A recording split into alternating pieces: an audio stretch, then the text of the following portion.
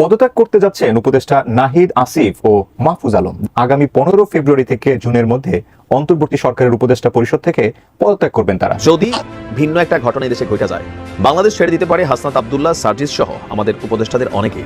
আজকে হোক, 5 বছর পর হোক, 10 বছর পর হোক, এই পাপের শাস্তি আমাদের ভোগ করতেই হবে।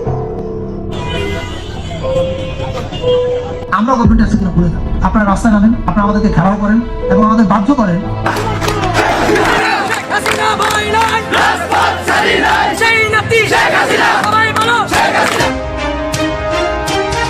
দেশের চলমান অস্থিরতার মধ্যে গুঞ্জন উঠেছে উপদেষ্টা আসিফ এবং নাহিদ 15 ফেব্রুয়ারির মধ্যে পদত্যাগ করবেন। এছাড়াও আসিফ, নাহিদ সহ সমন্বয়ক সার্জিস হাসনাত এবং মাহফুজ চিরতরে বাংলাদেশ ছাড়ার পরিকল্পনা করছেন।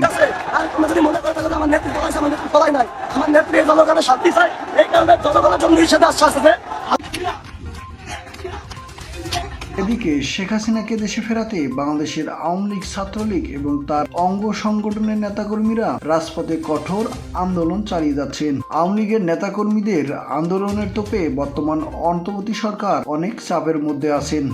তারা কোনোভাবেই দেশকে কন্ট্রোল করতে পারছেন না।